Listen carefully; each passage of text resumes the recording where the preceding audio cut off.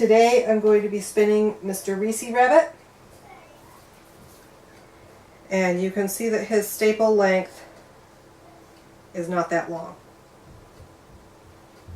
So he's probably about 3 inches.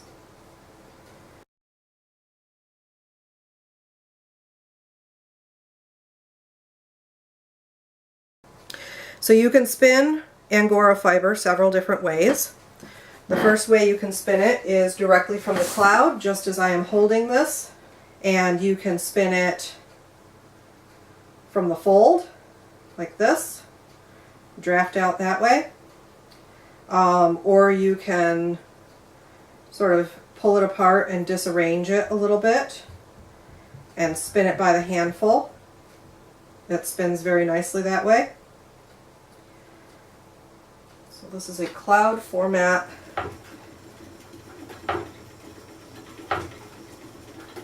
But it tends to be a little bit messier.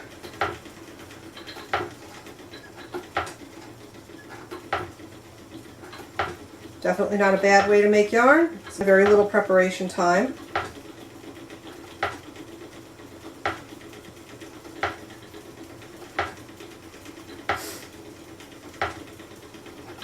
You want high twist with Angora.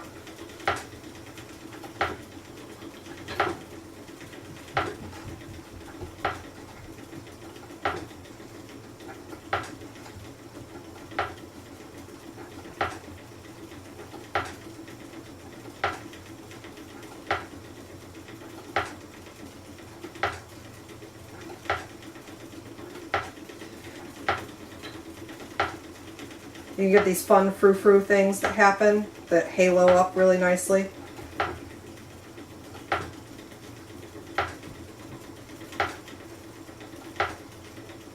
And this is a disarranged fiber kind of spinning. And you could tell that at some points I'm doing a short draw and at some points I'm doing a long draw, and that just depends on how it's drafting out for me in that particular section. It is not a super fast way of spinning. And I tend to go a little bit shorter with this because I want to have more control over how much is coming out in that drafting zone.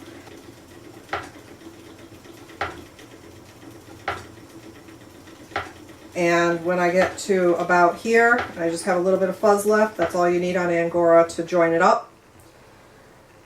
I do a little bit of ply back there.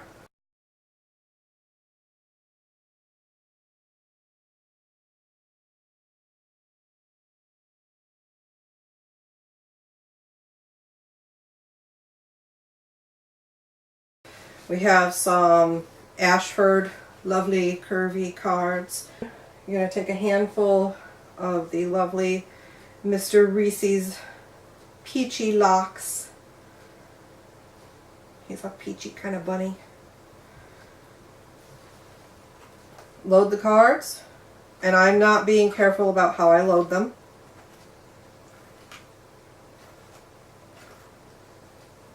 I do want to pull out any VM. VM is vegetable matter. Hay, poop. Just as I see it, because this is, you can get it out of the final yarn, but it doesn't drop out of the yarn while you're spinning like some sheep wool does. Not all sheep wool drops VM. It's best to get it out before you ever get to this stage. So I'm going to hold this in this hand. This doesn't really move. I'll hold this in this hand. I'm going to rock and pull like this. Rock and pull. I'm not going to go across because that's going to wreck my teeth. Rock and pull. Rock and pull. Okay. I'm going to go nice and slow here. Rock and pull. Rock and pull. And I have transferred the wool from this card to this card. I have a little bit left on here. Okay, so I transferred the rest of what was there onto here. Switch cards, and I'm going to do this again.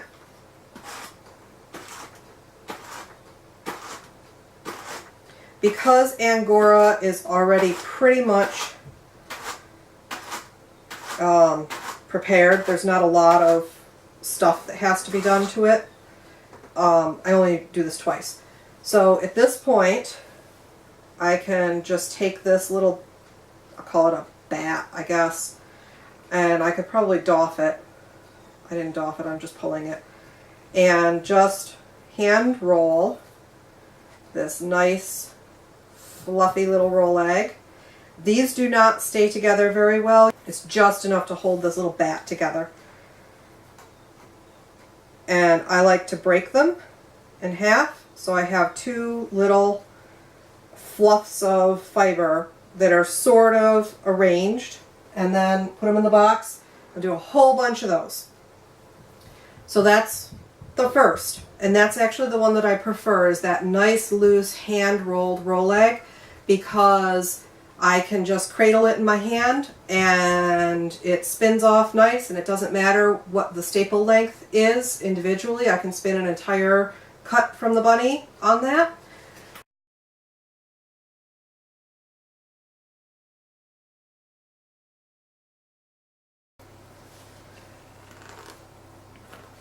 And I'm not going to necessarily put a whole lot in this.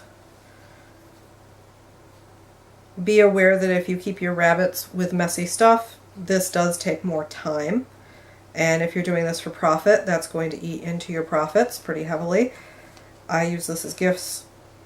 I'm not selling it.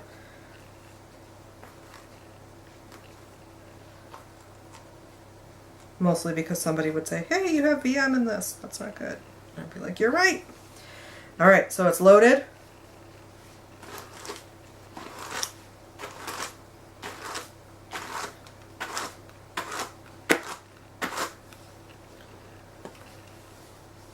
A little bit of VM. Get that out of there. So normally I do this while watching YouTube, not while on YouTube.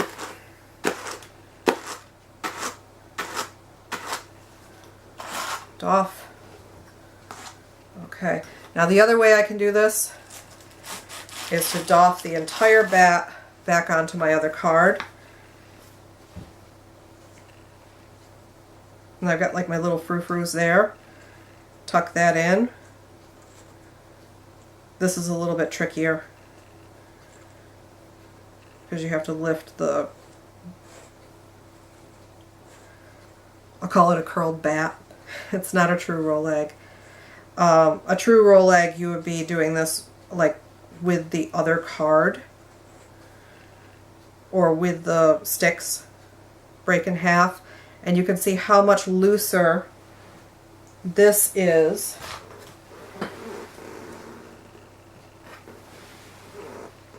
So that's in comparison. This is the one with the sticks, and this is the one that's just hand rolled. I'll call it a curled bat.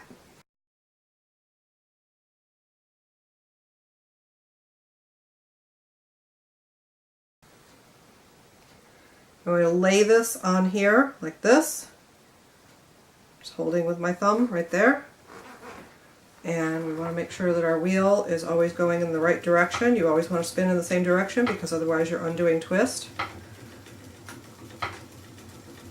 And this, any carded preparation, is going to be a woolen.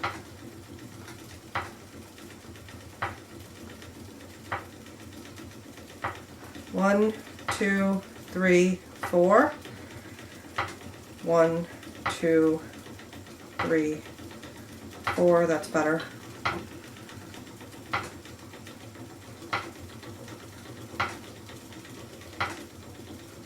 And I'm just readjusting this fiber source more towards the edge of my hands. Right there I got a little bit too much in it, so I need to sort of slow down and redraft that a little bit.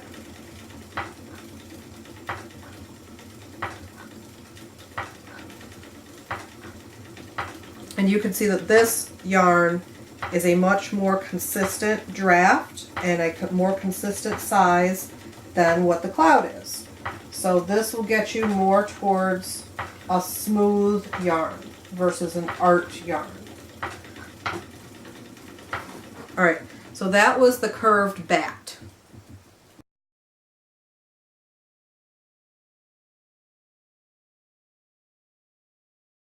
This is a more of a true rolag form. which lasts a lot longer, especially if you're going to prep a lot of fiber and then spin the next day or something like that. Angora doesn't last very long in prepared fiber, so it's generally, it doesn't hold its shape. Like you can't really ship Angora rolags, if that makes sense. You can ship top. Top will stay together very well, especially commercially prepared top. Home top, it's best to process it pretty quickly because, again, it's a lofty fiber. It doesn't have the little barbs on it that sheep wool has, and so it will tend not to stay where you put it until you put it into yarn.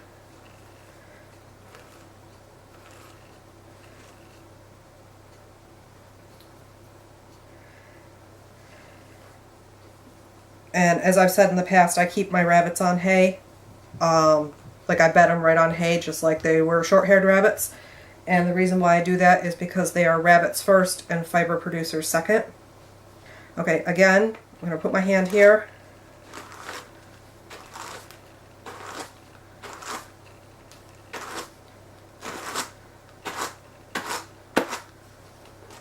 And I'll doff that. And again.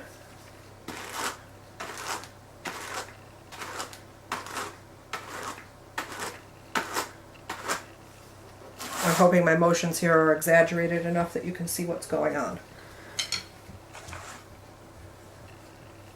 This is more of a punny rolag style.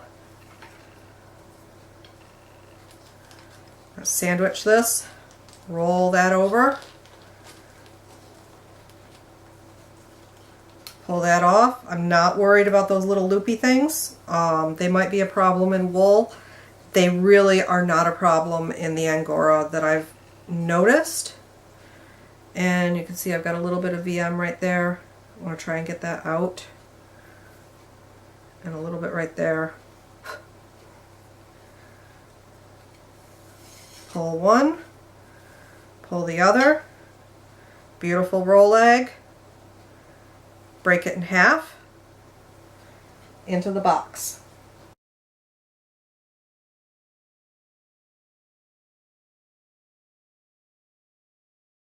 And I'm not pulling and rolling, I'm just rolling. And then you can smooth it a little bit with your hand, like this. Slide one out, slide the other out.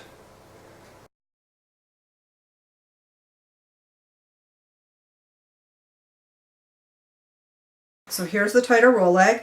I'm going to work from the center. Sometimes I like to work from the end, but I'll work from the center because you can see it has nice fluffiness that's easy to join. Sometimes this can be a little bit more fiddly because we have curled those long hairs up tight. And so the drafting can be a little bit more dense. This likes to do a shorter draft than the curled bat loose rolag form. But you can see that I have a much more consistent yarn. So those fibers have a much better order to them. This is still woolen. If I use a short draw, it would then be a semi-woolen, and you can see I got a little nubbly there because of slightly uneven draft. I'm talking, not concentrating. And sometimes I get a little bit too much twist built up there. I'll pull that back just a little bit.